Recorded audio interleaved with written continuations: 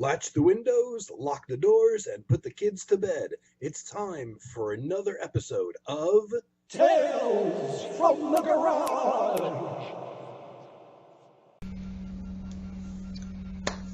Hey everybody, it's Gary, and I'm back for the second season of Tales from the Garage, officially starting. Even though I was doing an advertisement essentially a few days ago for my latest release. I got involved in a conversation with my buddy Carm, and I don't know how Terry Riley came up. He's definitely one of my top 3 favorite composers. And though oddly enough, I wouldn't consider that I have a lot of his work, but I have a good overview. I think when it comes to an artist, you can have a sampling of their work, and a sampling may not necessarily even give you a good insight as to what they do, because you can pick up a very oddball album by an artist.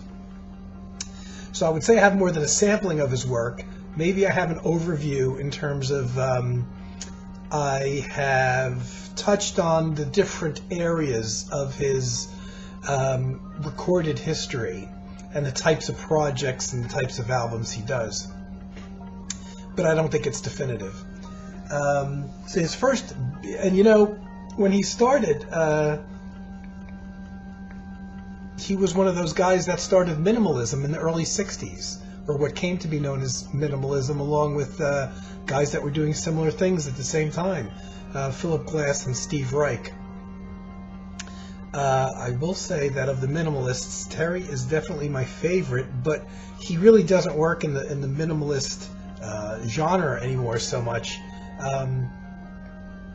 He's doing definitely offbeat compositional things. The light in here really stinks. It's really harsh. Plus, I don't know if you can hear it, there's a lot of noise outside. I never film during the day for a couple reasons. It doesn't put me in the mood. I like being here in the late evenings when it's dead quiet and otherworldly, as I am in a place with no windows, no clocks or anything in this little garage den of mine. But in order to get this out, I decided to start filming during the day. And there's a sound outside that sounds like a leaf blower, but it's not, because I took a look outside. It's loud as hell. It sounds like somebody's standing there with a leaf blower, but I don't see any trucks. There's nobody with a leaf blower. I don't know if somebody's house is about to blow up or what this is, coming from one of those big electrical boxes or something. So if there's a sudden explosion, then you know what it was. So how I discovered Terry Riley, I was not in the know so much when I came across Terry Riley. And I'm going to be doing this one in bits and pieces because somebody complained, and I don't understand this actually, that they don't actually have time to watch my 8-hour videos. And I'm like, what, you can't call in sick to work? It's not like I do it every week. But I knew when I pulled out, like 17 or so albums I have by him, that talking a little bit about them was probably going to end up being another, hour and a half video or something. So I'm going to chop this up into bits. And I'm going to stop at intervals. And then, whenever, do part 2, 3, whatever. When I was getting out of rock music, I had no guidance from anybody. There was no internet. So the best you could do, the only thing you could do really, is not even mail order catalogs, because you kind of had to know that a company existed that sold oddball music by mail order. So unless you're already into that music, you weren't aware that there were catalogs that catered to that kind of music. And I'm talking about, avant-garde and classical and experimental music and minimalism and electronic music. Well, if you don't know that stuff exists, you're not going to come across a mail order catalog. Those were one of the primary ways of getting them. The only other way, going back to the late 1970s now, was largely in the well-stocked record stores that had imports. And I really knew nothing about classical music, I knew next to nothing about jazz. This is even before I got into ECM artists, not by a whole lot, but about the only thing I think I'd ventured out into, and I'm not even sure the exact order. I may have discovered Klaus Schultze before Terry Riley, but I was definitely on the path looking for something else. At that time, don't think I had any even Tangerine Dream or knew that there was a connection between Tangerine Dream and Klaus Schultze, because there was nowhere to read up about it. I did subscribe. There was a few good magazines back in the day, back in the late 70s. There was one that started out being real good called Musician Magazine. Ended up being more of a poppy thing in the end. But there was a few magazines out there that did record reviews. One was called Record Review, and that was the best one. And they did reviews of everything by category. So they would have a rock and pop category and maybe a soul category, whatever. But they had a classical and jazz. So you knew what you were reading, and you could, let me experiment and see what I can read in these genres and learn something about them. That was about the only way. And also doing blind buys, which, actually 100% of what I did was blind buys back then. Even if I knew an artist, I didn't know what a particular album sounded like. But I bought, and I think I left it in my basement when I left. I bought an LP of one of Philip Glass's earliest albums that he ever put out on a tiny label with his ensemble. I think it was 4 organs and phase patterns, but I'm not even sure. I think it was just 4 organ players. Had no idea who Philip Glass was. It was in the import section. Knew nothing about minimalism. And I figured that Philip Glass was a European guy because the only albums that I saw by him were in the import section. That was pretty intense. It was one of those heavy, fast pattern things. The next one I bought was by Terry Riley. Here's probably my favorite album of all time to boot. And I remember the day I bought this, the store I bought it in. It was wintertime. I remember driving home with the album. I knew nothing about it or him. It's a soundtrack, actually, and it's very short. It's slightly over 30 minutes long, because it is soundtrack music. And it's just Terry Riley by himself. He plays all the instruments. 90% of it is Hammond organ and various settings, many different settings he uses.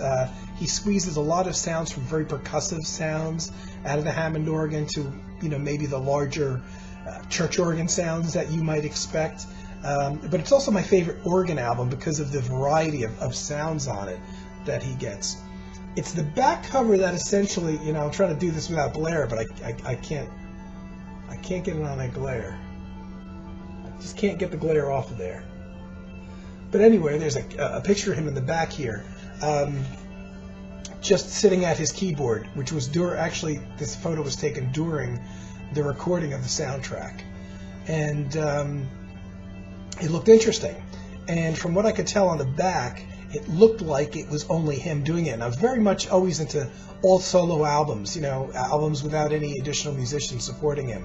And that's what this looked like it was. I knew nothing about minimalism or Terry Riley. Again, I thought Terry Riley was a European guy based on this. Didn't see any of his albums in, I don't think I thought to look in classical section to see if there was other albums of his there. There must have been at this time. Because this would have been about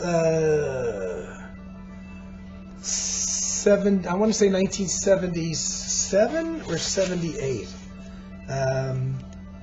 78 it had to be, because this edition on the French label, the music is from 1975 from a film soundtrack, but there's a 1978 date on here, and I must have bought it pretty much when it came into the store. And I never knew how actual rare this was, and not easy to obtain. So even though I bought it at a chain store, a big chain store that had not around anymore, called Harmony Hut, and it was $7.49, which was kind of a lot back then for an album. So I really took a chance with it. But I remember driving home with it, and the only thing I didn't know anything about Terry Riley, didn't know anything about the music on there. About the only thing I knew is I recognized the actor Klaus Kinski, which means nothing because it's just obviously a still photo for the movie. But I was floored when I got home. I love the sound of the organ, especially the Hammond, or any organ that has a lot of the different drawer bars, and the drawer bars that get different sounds, and from soft to percussive to things that sound like reeds or woodwind instruments. With synthesizers now able to mimic that stuff, people tend to forget the range of sounds that these big organs had.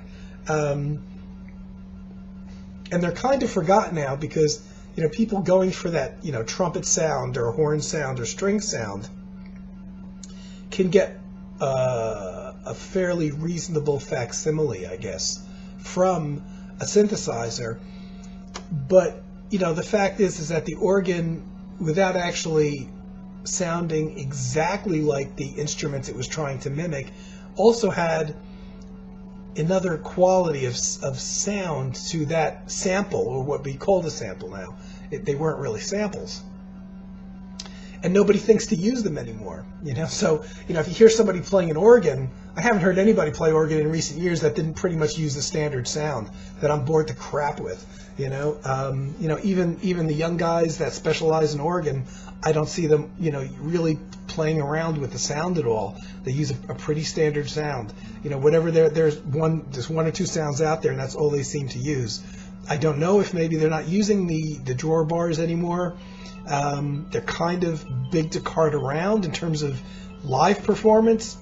But, I'm talking studio albums, these guys, and I don't hear a lot of sounds being utilized on the studio albums either. And it's kind of sad. It's a lot of the really good early analog synthesizer sounds from the 1970s. There's some really good sounds out there that they created when they were trying to emulate things like string ensembles and string sections. But people tend not to use them anymore because the sampling technology allows you to play things that sound very much like real string ensembles and horns, etc., etc. But they kind of forget that those original sounds, even though they weren't that close to mimicking what they were attempting to, such as a string or horn ensemble, they had their own quality of sound to them. They had their own unique take on the sound, so you were aware that you were listening to a synthesizer, but it was just a different sound to it, and still a valid sound. You don't hear anybody saying, well, I don't want to hear violin because it's an old sound, and yet a lot of these 70s settings from synthesizers that are really good are just not used anymore very much.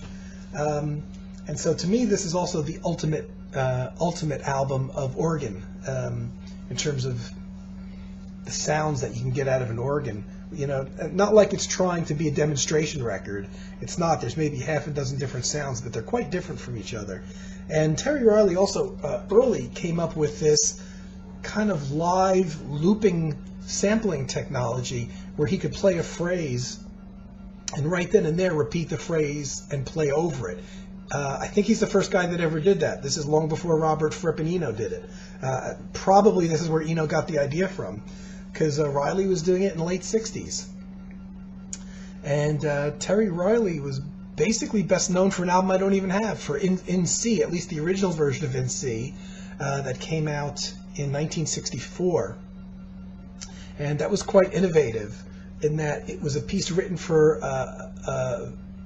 it was written for an ensemble, but the ensemble could be anywhere from, I forget what the original number was, 8 to 12 people, up to 35 people. And each person had certain phrases that they were required to play, but they could choose to play them at whatever interval they wanted, or repeat a phrase however many times they wanted before going on to the next phrase, and even making pauses wherever they wanted, so that no two performances are ever going to be the same, and everything is going to overlap in all different ways because everybody's independently working on their phrases. So it's quite an interesting concept, and again, it's probably one of the places where somebody like Brian Eno got ideas for his generative music, or music that had some kind of concept behind it that involved performances being different and the whole overlapping thing that he got into with albums like Discreet Music and things like that. I knew none of this at first, getting into Terry Riley and thinking he's some European guy. But this I liked right. It's a very accessible, actually, oddly enough, probably the most accessible album I've ever heard by him. Not very well known, actually, but later on, Terry got into some pretty avant-garde stuff. Started working with something called Just Intonation, which is a whole different tuning system that your ears, when you first hear it, it sounds like everything's out of tune, because there's more notes per scale, per octave, than in the Western music that we know. And it's not even different like Asian music, like Chinese or Japanese music would be. The pitches are actually different in Just Intonation. So it's very hard to wrap your ears around that. So oddly enough, my first purchase of a Terry Riley album was, one of his more accessible ones. I don't have the original version of In C, and I have a couple other versions that came that vary a great deal from one to the other. And this album is also the one that I most awaited. I had a list of, probably a couple hundred albums when CDs first started coming out that I wanted to come out on CD, but this probably was always number one. And it took many, many years for this. I thought it wasn't going to come out on compact disc. So it was literally the first album that I ever bought once the technology of computers caught up, and I was able to actually play a platter on my turntable and record it into my computer and burn it onto a recordable CDR. This was the first album that I chose to do that with, because I had kind of worn it out. And the funny thing is I didn't even play the album that much. I would only play it when I would make a cassette copy of it to listen to, so I wouldn't wear the album out. But I made so many cassette copies for myself over the years that I ended up wearing out the album anyway.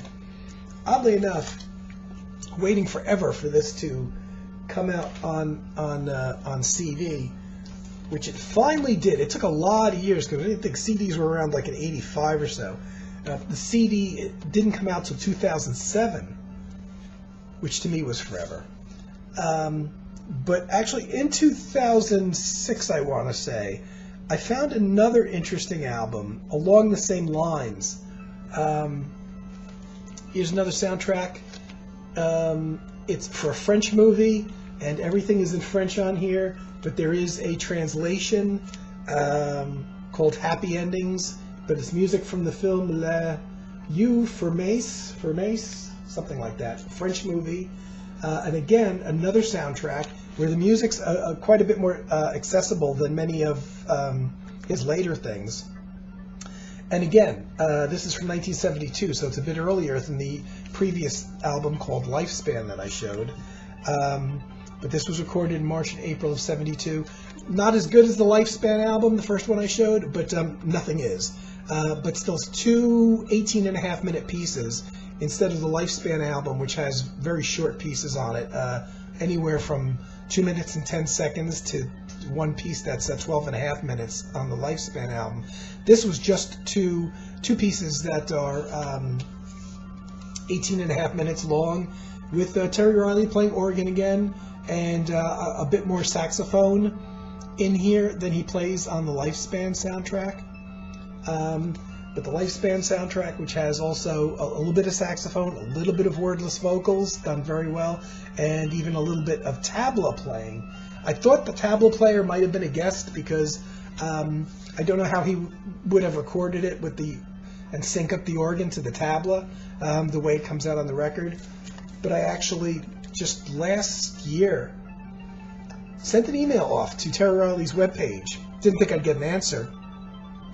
Just wanting to verify that Terry did play all the instruments on this Lifespan soundtrack, including the tabla. And I got an answer from somebody, and I want to say chances are it was probably a member of Terry's family, that yes, he played the tabla and everything else on Lifespan. Because the credits didn't actually specify that he played everything, but it didn't list any other musicians either. moving along. So far, when I discovered, by the way, this soundtrack, I paid a bit more than I wanted to for it, and on LP, which I prefer CDs. But again, this was something that didn't come out on CD.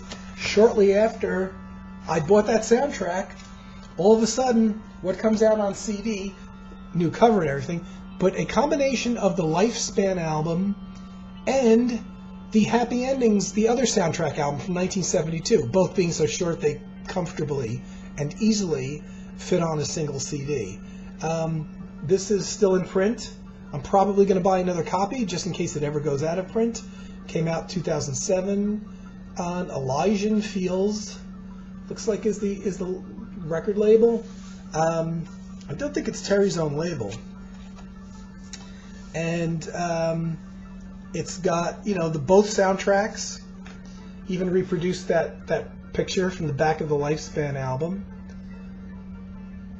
It's got the two full soundtracks there on one shiny, beautiful disc. And let me tell you, it was a revelation hearing it again without all the scrapes and the I couldn't order this one fast enough. It was wonderful hearing it again without all the vinyl wear and tear that I had. This would be my first recommendation. It's very accessible. Both soundtracks are. I think it's a good introduction. It's nothing like his later works, which are much more classical, maybe much more difficult. And quite a bargain. Regular CD price, which I would have paid more than twice for. My next thing that I picked up by him, now I was on a Terry Riley tear, was a double album set. This is also from France. I guess this was another import I bought called Persian Surgery Dervishes. And just solo organ, solo keyboard, 2 concerts. It's a 2-disc set. 2 concerts. One was a concert from 1971. The other was one from 72. First concert's in Los Angeles, second concert's in Paris. They're very, very similar, musically speaking. It's just Terry Riley, listed as compositions and improvisations. Terry Riley, electric organ, and feedback. I think what they mean by the feedback is that he has that looping technology going on here where he plays a phrase on the organ and he plays over it. It's 90 minutes. It's a lot of organ solo play. I think it's a lot. It's very listenable for me, but it's not up there with the Lifespan soundtrack or so. It gets trance-like after a while. It's all the 2 performances. They're both around 45 minutes roughly. Just split up into 2 sides. When they released it on CD, I thought they would actually edit out. Here's the CD. I thought they would actually edit out the 2 parts, that were on, LP side 1 and 2, and join it together as one big piece. Because apparently each of these was just one big long, essentially an improvisation. And I thought they would just connect the 2 parts, but they didn't. They kept the CD issue exactly the same as the LP, with each side running 20 some odd minutes.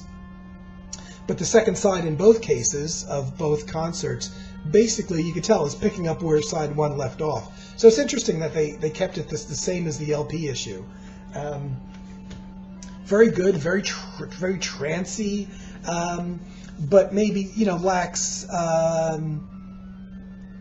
Well, it's a good performance of just solo organ music and a little bit of that looping technology. It's still accessible because it's not the just intonation thing or anything that's really kind of difficult to listen to. But at 90 minutes, it might be a bit much for a lot of folks in that it doesn't really change a lot. Here's the photo, and the only liner notes are in French. So here's a French liner notes.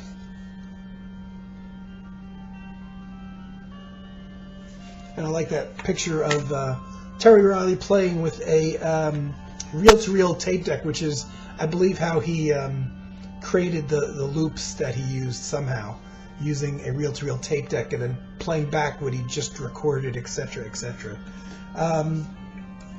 So I knew this was going to happen. I'm 25 minutes in, and I'm barely scratching the surface of my first few purchases. I would put this on the recommend list, but you have to know what you're getting into. It's 90 minutes of, solo trancy organ stuff. Doesn't do any vocals, doesn't play any soprano saxophone as he's known to do. But again, it's a live performance, so it's maybe not quite as... It's actually got a pretty good sound, but maybe not quite as perfect as a studio album would be. So I'm going to call it right now. I didn't even scratch the surface here. So I'm going to be doing a part 2 later on, and take it one part at a time on Terry Riley. Like I said, not really a career overview, but a complete definitive career thing, but maybe a slight overview of what it is he does and why I love him so much. And I was having a conversation at one point, and I don't know why this thought came to me, but once I said it, it stuck with me. I said, and I don't apply this to just about any other composer, but I was saying to somebody once when I guess I don't understand some of Terry Riley's works, and they're the kinds of things that, I might have to go back to in 20 years kind of thing, and then I would get it, because he's just so far beyond my comprehension in a lot of cases. And I said, well, it's Terry Riley's world, and we just live in it, and I stick by that. And the funny thing is I've said that many times since, and that thought just came to me regarding, of all the musicians I love, regarding Terry Riley. And but for some reason, I think it's Terry Riley's world, and we just live in it. So I'm going to be doing additional parts as I go on, talking about some of his other works. But I wanted to keep this one under 9 hours, so that you'd only miss one day of work by watching the video. And then I'll pick up, with the other albums I have here and talking a little bit about them. So I hope everybody's doing well. And there'll be more Tales from the Garage. Take care, everybody. Tune in next time for more Tales from the Garage.